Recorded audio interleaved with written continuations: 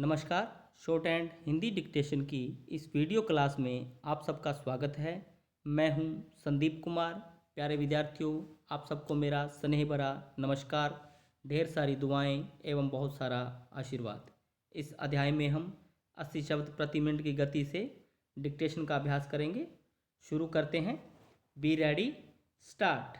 अध्यक्ष महोदय, जब कोई देश पराधीन होता है तो किसी भी स्थिति में उससे औद्योगिक विकास संभव नहीं होता। शासन करने वाला देश यह कभी नहीं चाहता कि पराधीन देश का औद्योगिक विकास हो और वह आर्थिक रूप से समृद्धिशाली बन सके।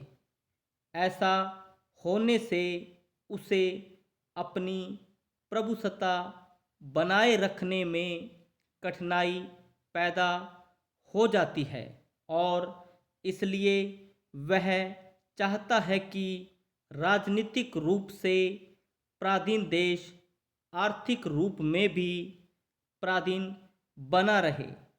अपने देश भारत का उदाहरण हमारे सामने है। जब तक यहाँ अंग्रेज़ों का राज्य रहा तब तक उन्होंने यहाँ किसी भी उद्योग को पनपने नहीं दिया और इस प्रकार वह हमारी प्रगति के मार्ग में सदा ही रोड़े अटकाते रहे। अभी हाल ही में कुछ आंकड़े प्राप्त हुए हैं जिनसे ज्ञात होता है कि भारत ही नहीं, एशिया में कुछ और देश भी ऐसे हैं जिन्होंने स्वाधीनता प्राप्ति के बाद भारी औद्योगिक प्रगति की है।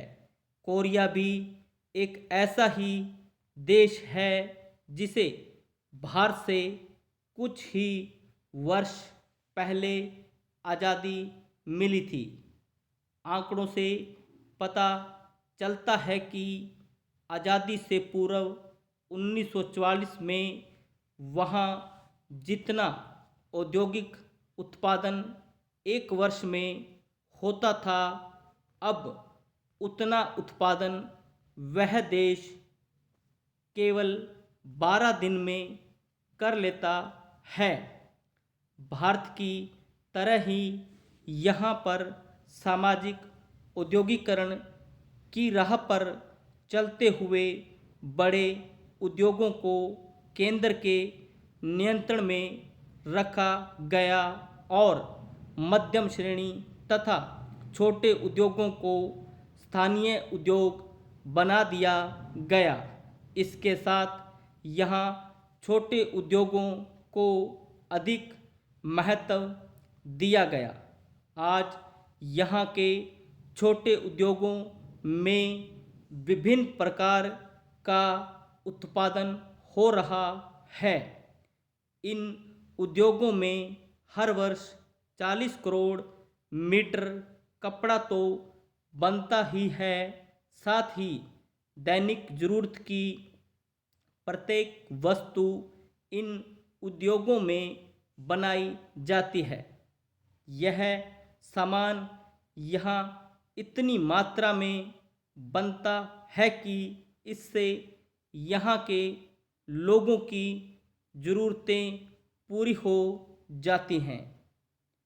इस सब का श्रेय एक स्वाधीन देश के आधुनिक उद्योग को ही जाता है, जिसके पास अपना कच्चा माल है और तकनीकी विकास करने के लिए उत्तम कारीगर हैं।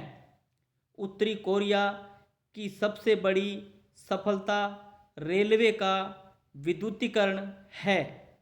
रेलवे विद्युतीकरण का सबसे बड़ा लाभ यह होता है कि उस देश की यातायात में शीघ्रता आती है, जिसके फलस्वरूप देश के उत्पादन को एक स्थान से दूसरे स्थान पर शीघ्रता से पहुंचाया जा सकता है और कच्चे माल की कमी नहीं रहती।